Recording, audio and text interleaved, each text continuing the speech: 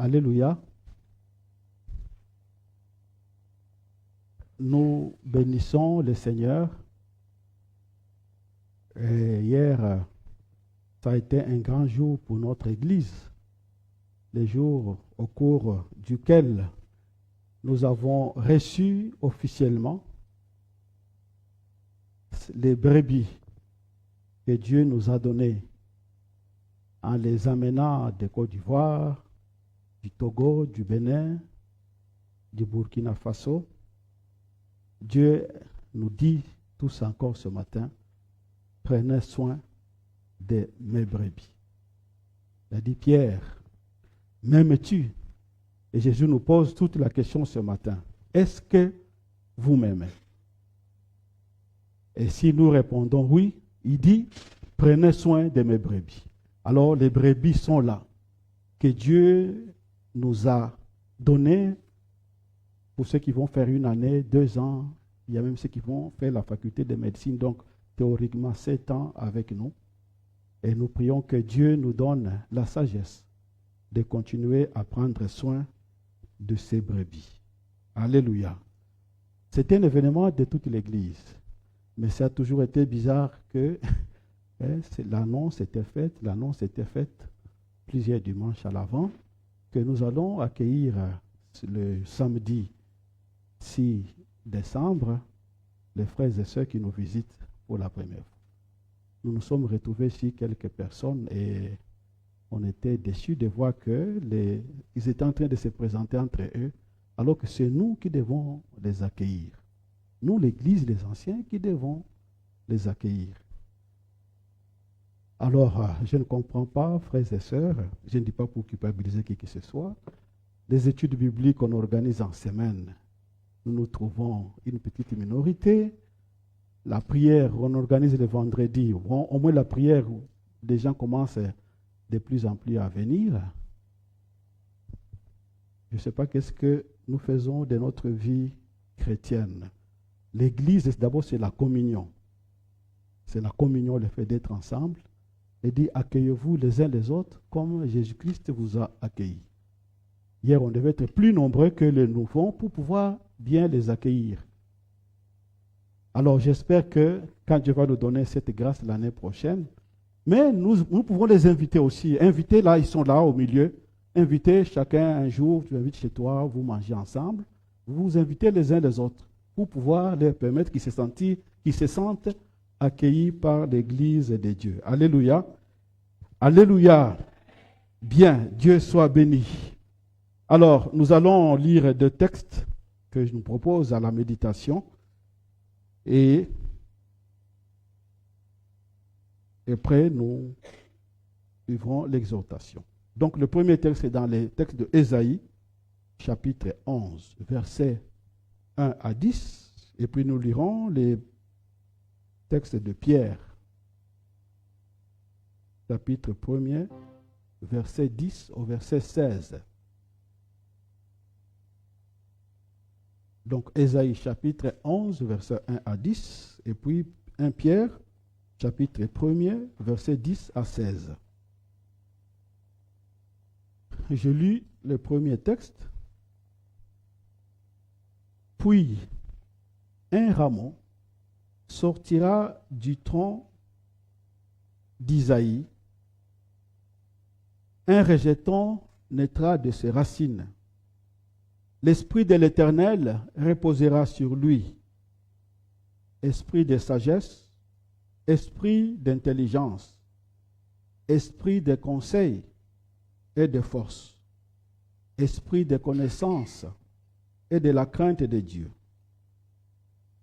Il respirera la crainte de l'Éternel. Il ne jugera point sur l'apparence. Il ne prononcera point un oui-dire, mais il jugera les pauvres avec équité. Il prononcera avec droiture sur les malheureux de la terre. Il frappera de la terre de sa parole comme une verge, et du souffle de ses lèvres, il fera périr le méchant. La justice sera la ceinture de son flanc, et la fidélité la ceinture de ce rein. Le loup habitera avec l'agneau, et la panthère se couchera avec les chevreaux. Les veaux, les lionceaux, le bétail qu'on engraisse seront ensemble, et un petit enfant les conduira. La vache et l'ours auront un même pâturage. Leurs petits, un même gîte. Et les lions comme les bœufs mangeront de la paille. Le nourrisson se battra sur l'antre de la vipère, et l'enfant, c'est vrai, mettra la main dans la caverne du basilic, et il ne se fera ni tort ni dommage sur toute ma montagne sainte. Car la terre sera remplie de la connaissance de l'Éternel, comme les fonds de la mer par les eaux qui les couvrent. En ces jours-là, le rejeton d'Esaïe sera comme une bannière pour le peuple. Les nations se tourneront vers lui. La gloire sera sa demeure. Amen. Et le deuxième texte de 1 Pierre, chapitre 1er, verset 10 au verset 16. Les prophètes qui ont prophétisé touchant la grâce qui vous est réservée ont fait de ce salut l'objet de leurs recherches et de leurs investigations, voulant sonder l'époque et les circonstances marquées par l'Esprit de Christ qui était en eux et qui attestait d'avance les souffrances de Christ et la gloire dont elles seraient suivies. Il leur fut révélé que ce n'était pas pour eux-mêmes, mais pour vous, qu'ils étaient dispensateurs de ces choses, que vous ont annoncé maintenant ceux qui vous ont prêché l'Évangile par l'Esprit, par le Saint-Esprit envoyé du ciel, et dans lequel les anges désirent plonger leur regard. C'est pourquoi saignez le rein de votre entendement. Soyez sobres. Ayez une entière espérance dans la grâce qui vous a été apportée lorsque le Christ apparaîtra. Comme des enfants obéissants, ne vous conformez pas aux convoitises que vous aviez autrefois, quand vous étiez dans l'ignorance. Mais puisque celui qui vous a appelé est saint, vous aussi soyez saints dans toute votre conduite.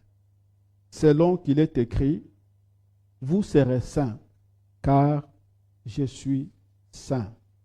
Amen. Alléluia. Nous sommes comme l'argile entre les mains du potier. Fais de nous ce que tu veux. Oui, ta parole est vérité. Affranchis-nous par ta parole. Au nom du Christ. Amen. Il ne se fera ni tort, ni dommage sur ma sainte montagne. Oui, sur la montagne de Dieu, le loup habitera avec l'agneau. La panthère se couchera avec les chevreaux. Les veaux, les lionceaux, les bétails qu'on engraisse seront ensemble, et un petit enfant les conduira. La vache et l'ours auront un même pâturage. Les lions, comme le bœuf, mangeront de la paille. Les nourrissons se battra sur l'antre des vipères, et l'enfant, c'est vrai, mettra sa main dans la caverne du basilic, et, on peut ajouter, il ne sera pas mordu. Quelle chimère!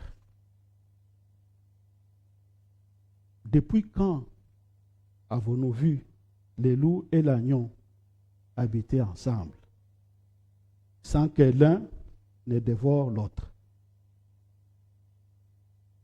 Comment est-il possible qu'un petit enfant mette sa main dans le trou d'un serpent sans qu'il ne se laisse faire la morsure qui injecte le poison dans son cœur? Et pourtant, ce sont ces perspectives que présentent à toi et à moi les prophètes. On les appelait, les termes d'Aaron, c'était les voyants. Qu'est-ce qu'ils voient? Des choses bizarres. C'est ma montagne sainte. Comprenait-il ce qu'il prophétisait? Oui, nous allons y revenir. Mais au moins nous comprenons que les prophètes parlent de la part du Seigneur. Il annonce les énigmes qui demandent que toi et moi, nous puissions les comprendre. Mais nous ne pouvons pas les comprendre. Ces horizons qu'il ouvre, où finalement, un loup ne peut plus manger une chèvre, alors qu'ils sont ensemble. Oui, ce ne sont pas des rêves, ce ne sont pas des illusions. Le prophète reçoit la luminosité du Seigneur qui lui montre le résultat qu'apportera son intervention, le résultat qu'apportera sa venue dans ce monde, les résultats qu'il va produire le Messie qui est promis. Oui, Dieu promet que le Messie viendra.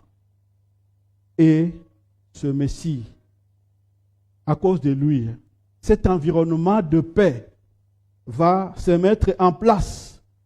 Donc ce n'est pas une chimère, ce n'est pas une illusion, c'est une perspective qui s'ouvre devant toi et moi.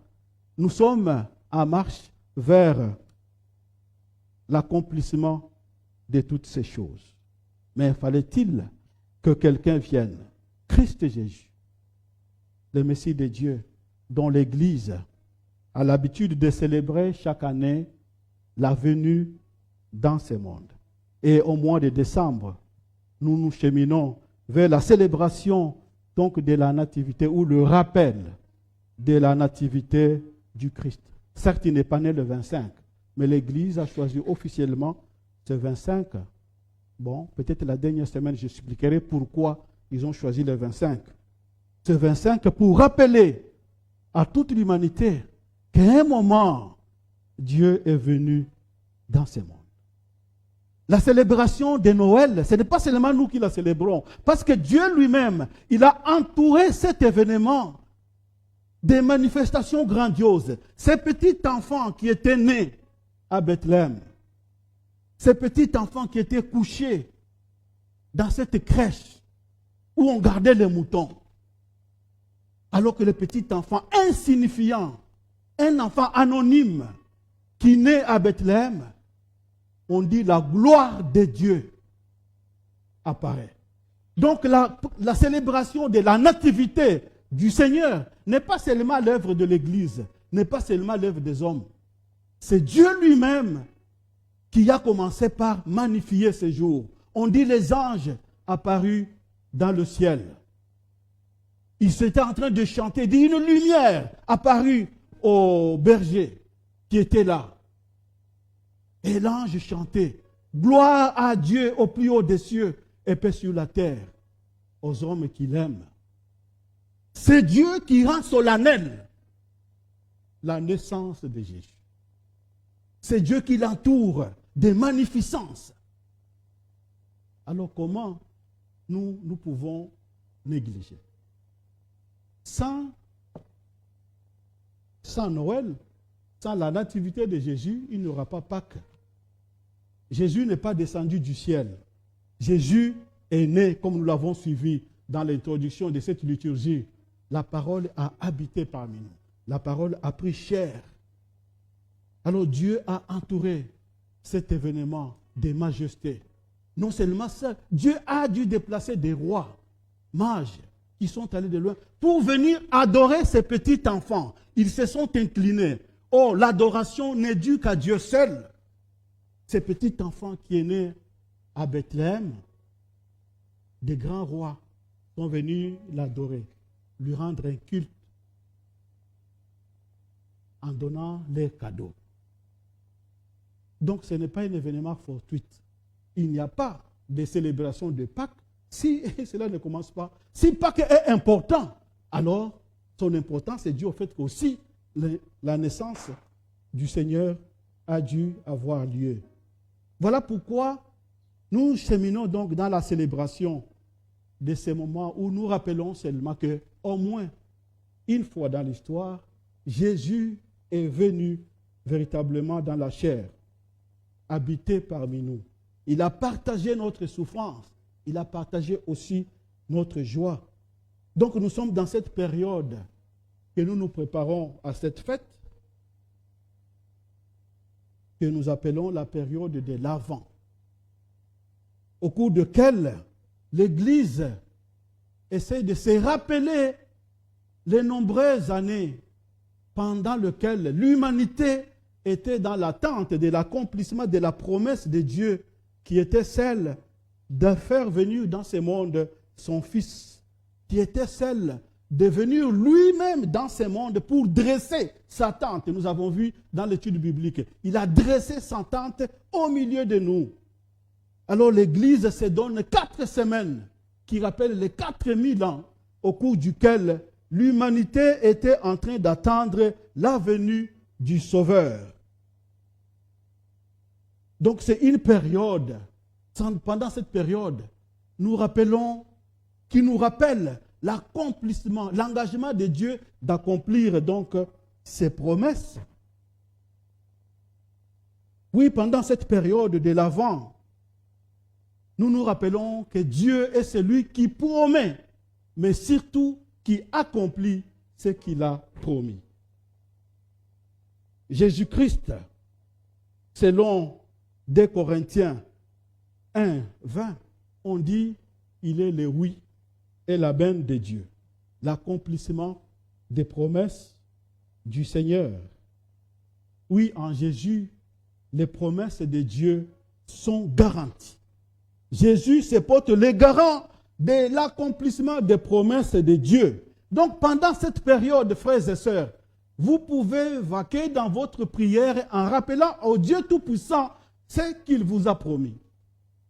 Le frère qui a commencé la liturgie l'a dit, si Dieu vous avait promis quelque chose au début de l'année, pendant cette période, spécialement, période de l'Avent, c'est au moment où vous devez fléchir les genoux du Seigneur, accompli pour moi. Vous avez accompli déjà pour nous la promesse par Jésus-Christ, mais accompli pour moi maintenant la promesse qui est liée à ma vie personnelle.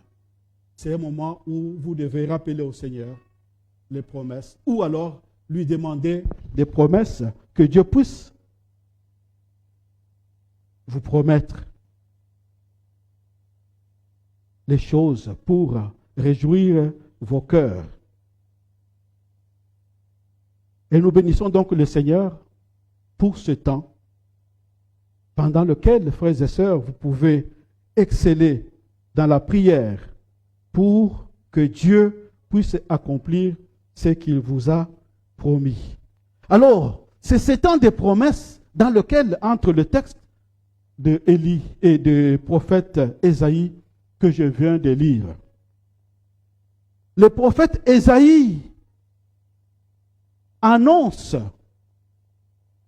l'accomplissement des choses à venir. Donc le prophète Élie et Ésaïe entrent dans la série des prophètes qui ont apparu, qui ont continué pendant 4000 ans à prophétiser qu'un jour le Messie de Dieu viendra. L'annonce de cette attente a commencé déjà dans le jardin d'Éden pendant que Dieu dit cette phrase.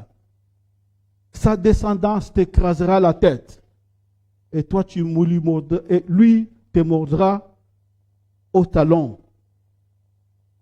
Là avait commencé déjà l'annonce de cette venue du Messie. Dieu avait commencé déjà à proclamer ses oracles. Et l'humanité était déjà dans cette attente. Dieu va renouveler cette promesse quand il dit à Abraham, en toi seront bénies toutes les nations de la terre. Dieu va renouveler cette promesse par la bouche de Moïse en disant, j'enverrai quelqu'un plus semblable que toi. Et celui qui ne l'écoutera pas, il sera retranché de mon peuple. Dieu va le répéter au prophète et au roi David. Il dit, je ferai asseoir sur ton trône quelqu'un qui descendra de toi. Dieu va le montrer même aux païens. Il va le montrer à un roi comme Nabuchodonosor. Dieu va lui montrer la statuette avec les différentes matières sur son corps. Et puis il y a un caillou, une pierre qui quitte, qui tombe, qui écrase la grande statuette. Donc voilà, c'était pendant des années que Dieu entraînait toute l'humanité à se préparer à recevoir son Fils qui allait naître dans ce monde. Alors c'est dans cette série qu'intervient donc les textes que je viens de vous lire.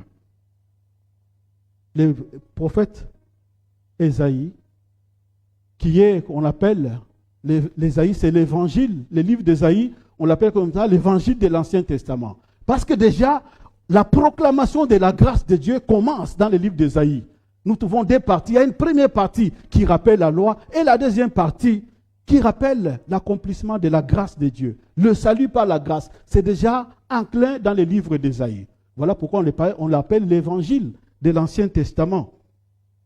Oui, le prophète Ésaïe, Dieu lui montre, 600 ans après, ce que nous venons de lire.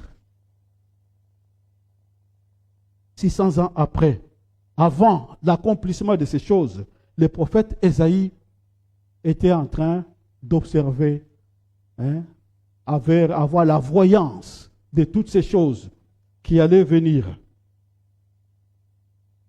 Donc c'est bien après déjà que Dieu avait déjà commencé à annoncer pour dire, frères et sœurs, quand Dieu vous a promis quelque chose, malgré le temps que cela prendra, mais la promesse du Seigneur s'accomplira, certainement. L'humanité a dû attendre 4000 ans avant que la promesse ne s'accomplisse. Alors pour nous, une vie de 100 ans, une vie de 70 ans, comment tu vas douter que Dieu accomplisse la promesse qu'il t'a faite? Alors, rappelez-vous, vous tous, ce matin, qu'est-ce que Dieu vous a promis? En Jésus-Christ, il est le garant de l'accomplissement des promesses de Dieu. Donc, quel que soit le temps que cela prendra, Dieu accomplira ce qu'il vous a promis. Alléluia. Alléluia. Alors, Dieu va montrer dans la vision au prophète Ésaïe, 600 ans avant que le Christ ne naisse, il va lui dire dans ses langages, un rameau sortira du tronc de Jessé.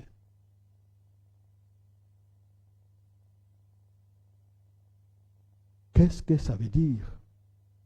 Bon. L'Esprit de l'Éternel reposera sur ces rameaux. C'est un rameau qui va pousser du tronc de Jessé. Donc il lui montre l'image, voilà, il y a un arbre, il y a un tronc qui va sortir. Il dit, l'Éternel reposera sur ça.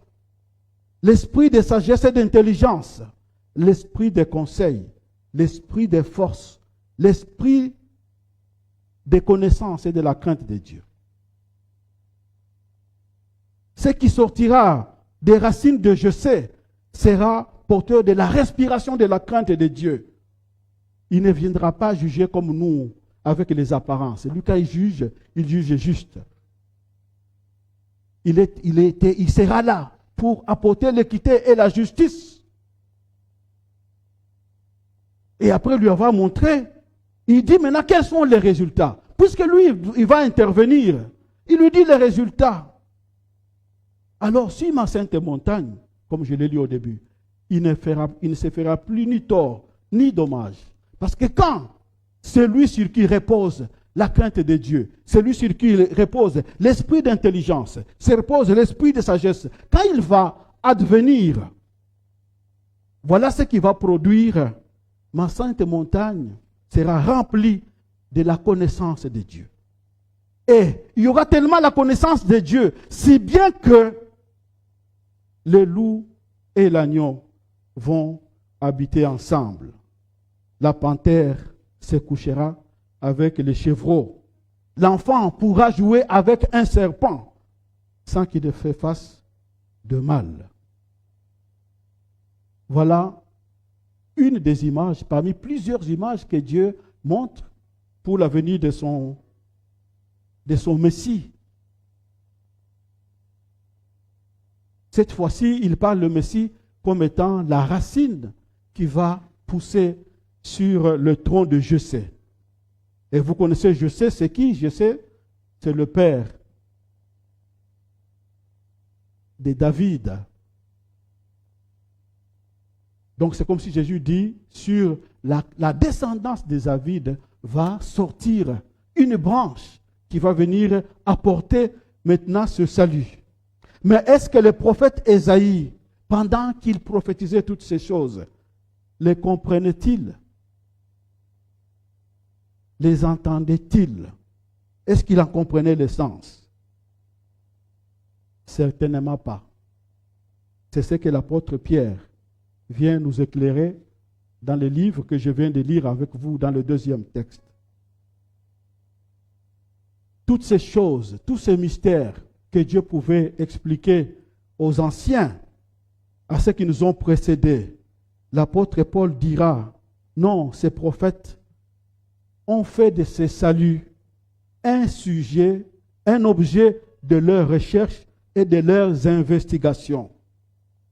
Ils ont cherché à sonder les époques et les circonstances marquées par le Seigneur. Mais il leur a été révélé que ces choses, ce n'était pas pour eux.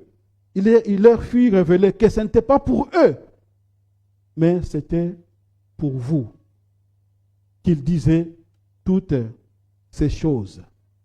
Donc, frères et sœurs, nous sommes les destinataires de toutes ces prophéties qui ont jalonné l'histoire pendant 4000 ans. Il dit, tout cela, les destinataires finaux, c'est toi et moi. Nous étions, ces révélations étaient faites pour vous. Oui, nous sommes, donc si nous pouvons dire que Christ, la gloire de Dieu avec nous, oui, cette gloire a été promise, mais aujourd'hui, nous sommes de ceux qui jouissons de cette gloire. Elle n'est plus une promesse pour nous, puisque ces choses nous étaient destinées. Nous pouvons maintenant le vivre. Oui, ce n'est pas pour eux, mais pour vous que ces choses ont été dites. L'apôtre Pierre va même expliquer que les mystères sont tellement grands que même les anges, ça les dépassait. On dit les anges sont en train de guetter. Ils étaient les dispensateurs de ces choses dont vous êtes maintenant, vous ont annoncé ceux qui prêchent l'évangile par l'Esprit qui a été envoyé, dans lequel même les anges désirent plonger leur regard. Donc, les mystères, mais qui ne sont pas accessibles aux anges, Dieu le rend accessible à chacun de nous ce matin.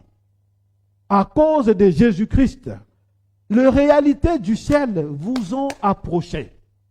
Les réalités ils sont venus vous rejoindre. Vous côtoyez les choses qui ne sont pas accessibles, même aux anges. On dit les anges cherchent comment les connaître. L'apôtre Paul dira encore dans Éphésiens, il dit la grâce m'a été accordée d'annoncer aux païens les richesses incompréhensibles de Christ, de mettre en lumière les dispensations des mystères cachés pendant tout le temps. Le mystère ont demeuré cachés pendant tout le temps. Mais maintenant que Dieu vous fait participer à ces mystères, on dit même les dominations, les autorités. Donc là, on peut penser aux anges, on peut penser aussi aux démons, à Satan avec toute sa hiérarchie. Ils sont complètement surpris de voir. Ils ne comprenaient pas ce que Dieu faisait dans l'histoire. Maintenant, à partir de l'Église, ils arrivent maintenant à contempler de loin comment Dieu est tellement sage. Comment Dieu a une sagesse infinie. Mais toute cette sagesse est à notre disposition. Oui, ces mystères sont demeurés cachés aux gens d'antan et aux gens qui n'ont pas l'Esprit de Dieu. Parce que dans 1 Corinthiens 2, il est dit ceci: nous enseignons une sagesse parmi les gens qui sont matures. Donc, l'accès aux réalités de Jésus-Christ montre que nous sommes un peuple qui est devenu mature. Oui, pourquoi mature? Parce que nous jouissons de la présence du Saint-Esprit. La présence du Saint-Esprit apporte dans la maison, dans le temps, sur la Sainte Montagne, la vraie connaissance de Dieu. Et ils n'avaient pas l'Esprit de Dieu. L'Esprit de Dieu était sur quelques personnes. Mais nous jouissons en plénitude de l'Esprit de Dieu qui est répandu sur toute l'Église.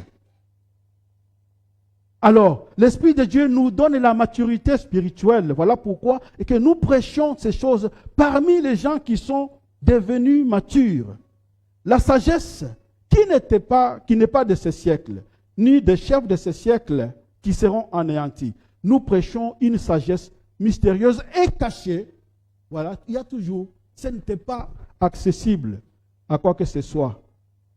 Mais cette sagesse a été destinée pour votre gloire. La sagesse que le chef de ce monde, s'il le connaissait, il n'allait pas crucifier le Christ. Oui, frères et sœurs, nous sommes les dépositaires de cette gloire. Pour nous, la gloire n'est plus une promesse, c'est une réalité. Nous avons le privilège plus que Moïse. Nous avons le privilège plus que les prophètes, parce que nous sommes ceux qui jouissons maintenant de cette gloire de Dieu. Nous jouissons de la glorieuse présence de Dieu. Nous jouissons de la manifestation de Dieu. Et vers la fin, je vais revenir maintenant à ce que le prophète a vu pour faire comprendre comment cette gloire de Dieu se manifeste dans cette vision que Dieu donne à ses prophètes. Comment cette gloire de Dieu se manifeste. Jésus pouvait exulter de joie. On dit Jésus tressaillit par le Saint-Esprit. Luc chapitre 10, verset 21. Jésus tressaillit de joie et dit: Père, je te loue, Seigneur du ciel et de la terre, de ce que tu as caché ces choses aux sages et aux intelligents, mais tu les as révélées aux petits enfants. Oui, Père, je te loue parce que tu as voulu ainsi. Frères et sœurs, nous sommes donc les destinataires de ces mystères de Dieu. Dieu nous fait participer à sa gloire pour que nous comprenions la profondeur de toutes ces choses. Oui, pour nous, Christ n'est plus qu'une promesse, mais c'est une promesse accomplie dans notre vie.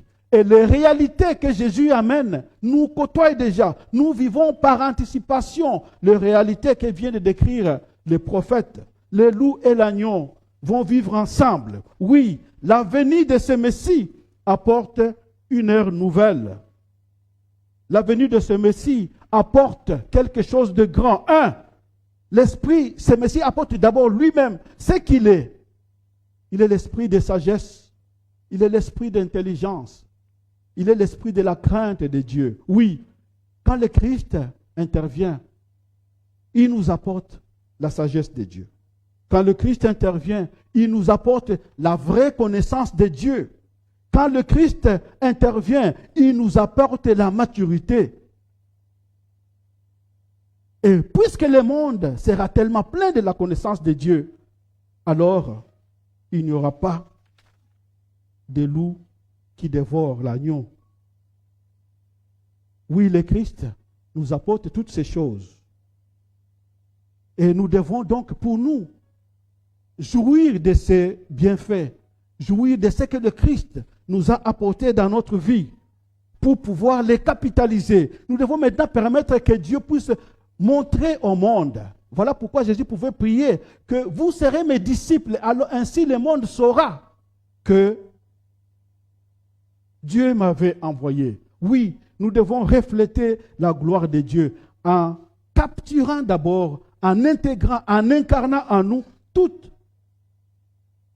ce qui caractérise l'Esprit du Seigneur. Jésus a dit, je serai avec vous et je serai en vous.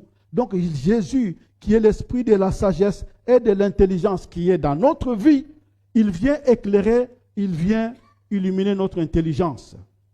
Nous sommes aussi dépositaires de la sagesse et de l'intelligence de Dieu. L'Esprit qui apporte la connaissance et la crainte de Dieu. Nous sommes aussi dépositaires de la vraie révélation, la vraie connaissance de Dieu. Combien je suis surpris par ces petits programmes que l'équipe de communication a préparés pour ces temps de l'Avent. Chaque jour, on voit les choses qui défilent. Et je suis surpris de voir combien nous sommes tous remplis de la connaissance du Seigneur. Déjà, les différents intervenants. Le premier jour, c'était le frère Clément qui nous a partagé sa sagesse. Le deuxième jour, c'est la sœur Paola qui nous a partagé dans peu de mots, mais des sagesses pleines de profondeur. Le troisième jour, c'était maman Mariette. Le quatrième jour, c'était le frère Jean-Marc. Le cinquième jour, c'était le frère Marc. Et le sixième jour, hier, c'était la sœur Samantha. Et chaque fois, vous sentez la profondeur de ce que ce peuple dit. J'étais en train de dire au pasteur Michelson, mais nous avons beaucoup de théologiens dans notre église. Erasme me disait qu'il est difficile que tout le monde soit savant. Tout le monde ne peut pas être savant. Mais il disait que tout le monde peut être chrétien. Mais aussi, tout le monde peut être théologien. Oui, parce que la terre est tellement remplie de la connaissance du Seigneur. Toutes ces sagesses que vous êtes en train de distiller, je dis, mais on peut s'asseoir pendant 3 mois, pasteur Mitch, et laisser chaque jour, bon, tel jour, c'est la sœur qui va prêcher. Et elle va nous donner la sagesse du Seigneur. Donc, l'Esprit du Seigneur, quand le Messie vient, il vient restaurer la vraie connaissance de Dieu. Il vient nous partager la vraie connaissance du Seigneur. Donc, nous n'avons pas raison de dire que je ne connais pas Dieu. Nous connaissons tous le Seigneur.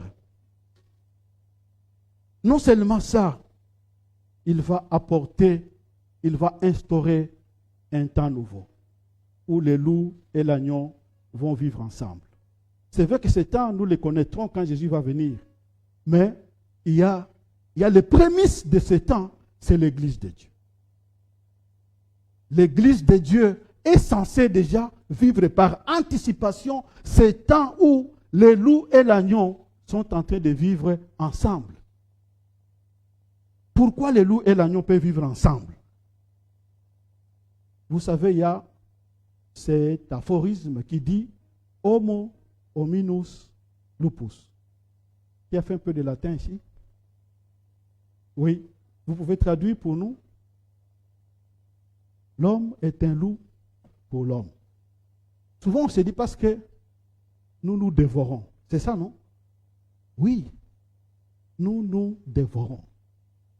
Même dans l'église, rappelez-vous de la prédication de Maman Blanche la semaine passée et de ma prédication d'avant. D'où viennent les luttes, d'où viennent les conflits? Même dans l'église, nous nous dévorons. Mais quelqu'un qui a bénéficié de la gloire de Dieu, du temps que le Messie vient inaugurer, en principe, il ne doit pas dévorer l'autre. Ce n'est pas possible. Pourquoi? Parce que le Messie, quand il vient radicaliser notre cœur. Il vient faire la circoncision de notre cœur pour enlever le prépuce de la chair, que le cœur soit sensible à l'esprit. Donc toi et moi, quand l'apôtre, quand il dit les loups et l'agneau vivront ensemble, c'est parce qu'il n'y aura pas de méchants. Il n'y aura pas de gens qui vont chercher à se venger des autres. Voilà pourquoi l'Église est censée vivre les prémices de ce temps. Est-ce que nous nous dévorons les uns les autres ou bien nous sommes là comme des acteurs qui sont en train de promouvoir la vie en abondance, la paix de Dieu, cette image que Dieu a montrée au prophète Ésaïe. Les loups et l'agneau habiteront ensemble. C'est ça l'agenda de Dieu. C'est ça l'objectif du Seigneur. Dieu a envoyé Jésus-Christ dans ce monde pour instaurer ce temps. Qui a déjà commencé par l'Église primitive, mais c'était dans une petite, brève période où tout le monde vendait et ils mettaient tous ensemble. Et à cause de ce qu'ils vivaient, on dit Dieu amenait à l'Église chaque fois ceux qui étaient sauvés. Parce que les gens pouvaient retrouver la vie de Dieu, la vie de l'Esprit au milieu d'eux. Alors frères et sœurs, nous qui vivons le temps, nous qui jouissons de la gloire de Dieu, la gloire qui était promise, on dit ces choses n'étaient pas destinées à ceux qui les annonçaient. C'était destiné à toi et à moi. Nous sommes censés rendre opérationnel le salut de Dieu dans notre vie. Dieu doit désarmer nos cœurs. Jésus vient désarmer nos cœurs de la méchanceté. Jésus vient désarmer nos cœurs de jalousie. Jésus vient désarmer nos cœurs des sentiments de vengeance pour instaurer un cœur de chair et non pas un cœur de pierre. Donc normalement, ce que Dieu montre au prophète Ésaïe, ça s'accomplira quand Jésus viendra. Mais l'Église est censée vivre les prémices de ça. Est-ce que toi et moi, nous sommes ici comme un lieu de vie en abondance, ou bien nous sommes aussi dans les lieux où continuent les coups bas, continuent les méchancetés? Oui, la gloire est promise. Et ces choses vous sont destinées, toi et moi. Voilà pourquoi le temps du Messie est censé produire tous ces résultats. Et l'apôtre Pierre va maintenant encourager les chrétiens. Il dit, voilà, si ces choses étaient à vous, alors saignez les reins de votre entendement. Soyez dans l'attitude du serviteur. Quand chaque fois la Bible dit ceindre le rein de notre serviteur, être dans l'attitude du serviteur, puisque nous avons toutes ces choses qui suscitent notre espérance, nous devons être pleinement au service du royaume de Dieu et au service de nous, des frères et sœurs, dans la foi. Dieu nous a donné la gloire. Maintenant, qui nous met en mouvement pour être des opérateurs, des collaborateurs avec Dieu pour le salut du monde? Ayez vos reins saints. Ayez l'attitude de serviteur à tout moment. Servez, vous les uns les autres. Et quand vous vous servez, hier déjà, nous étions censés venir ici pour servir nos frères et sœurs que nous avons reçus. Nous avons la joie de les recevoir pour la première fois dans cette église. Nous étions tous censés avoir le Saint Rein. Ah oui, Seigneur, aujourd'hui tu nous appelles à aller accueillir ceux qui viennent. Oui, nous allons tous. Nous devions être hier pleins comme on est aujourd'hui pour le recevoir. Seigneur, ayez vos reins saints. Vous savez que Jésus dit quand il va revenir, les moyens qu'il dit pour ne pas tomber dans la distraction, il dit, saignez vos reins. Donc être saint de vos reins, c'est être en permanence au service de Dieu, au service de notre prochain. Dans le monde, par le témoignage, dans le monde, par la diaconie, servir les frères et sœurs.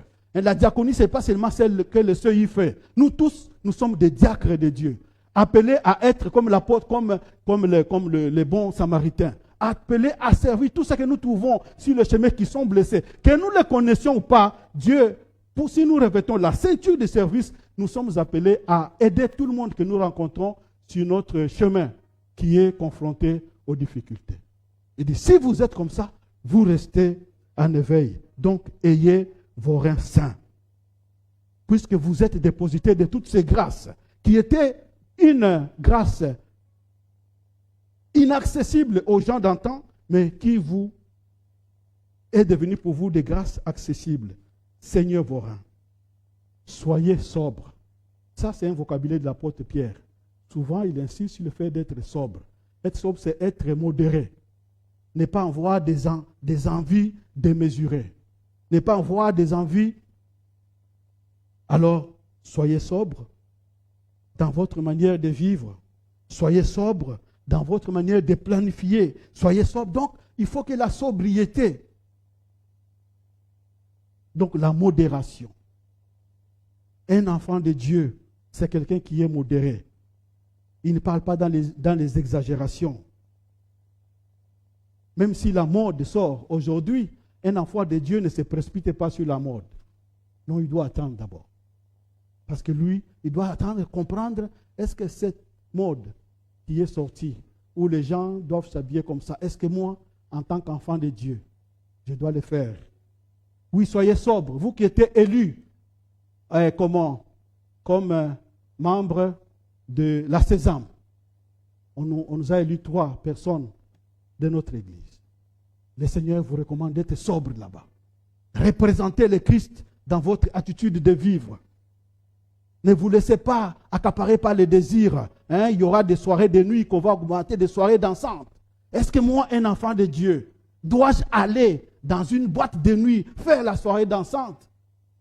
Alors le Seigneur vous demande d'être sobre. Oui, on ne vous empêche pas de vous épanouir en tant qu'étudiant. Mais pendant que vous êtes étudiant, qu'est-ce que moi, en tant qu'enfant de Dieu, je n'ai pas faire? Soyez sobre dans vos attitudes. Ne vous conformez pas aux convoitises que vous aviez autrefois. Oui, avant, peut-être on volait. Avant, on mentait beaucoup. Avant, on était ivrogne. Avant, on vivait dans la prostitution. Il dit, ne vous conformez plus à ces convoitises parce que vous avez reçu des gloires inaccessibles. Et par-dessus tout, il dit, puisque nous appelons celui qui est saint, soyez saints dans votre conduite. Car il a dit, vous serez saints, car moi je suis saint. Oui, c'est tout à fait normal. On dit, ne soyons pas comme Ésaü, qui pour la nourriture avait vendu son droit d'aînesse. Vous êtes les dépositaires de toutes ces gloires de Dieu que les gens ont convoité pendant des années. On dit les prophètes en faisaient un objet pour comprendre. Même les anges sont en train de voir qu'est-ce qu'ils peuvent comprendre. Mais ces vérités-là vous sont accessibles. Alors ne soyez pas comme un cochon à qui on jette. On dit ne jetez pas les choses saintes au cochon. Alors nous sommes des enfants de Dieu. Pour garder toutes ces choses, la conséquence, nous devons être saints. L'attitude sainte, dans mes pensées, dans mes relations, dans ma façon de vivre, je dois garder vraiment la sainteté de Dieu. Alors, frères et sœurs, la gloire qui nous a été promise, la gloire est déjà présente. Nous pouvons en jouir chaque jour. Et je prie que Dieu nous aide à jouir de toutes ces choses pour la gloire de son nom et pour notre bien. Alléluia. Prions le Seigneur.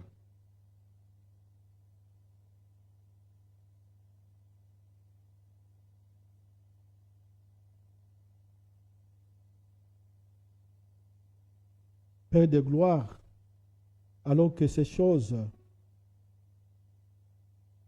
les anciens les ont saluées de loin.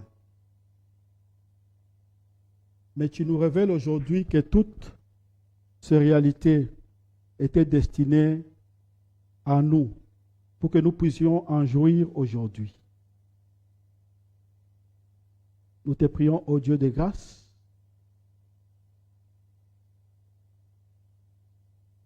de permettre que chacun de nous prenne conscience de la grâce particulière et que nous puissions laisser la vie de ton Messie que tu nous as envoyé produire les résultats dans nos propres vies. Toi qui nous as choisis pour que nous puissions porter du fruit et porter les fruits qui demeurent. Nous te demandons, ô Dieu, de nous aider. De nous aider, Père éternel, afin que nous ne soyons pas semblables à Ésaü qui avait vendu son droit d'aînesse pour de lentilles. Oui, tu as mis entre nos mains les choses précieuses.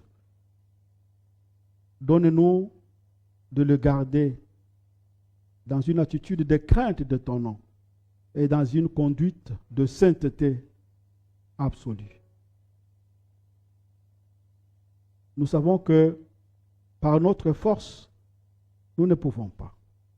Car c'est que nous avons étudié que le rejeton d'Ésaïe vient aussi instaurer la crainte de Dieu dans nos cœurs.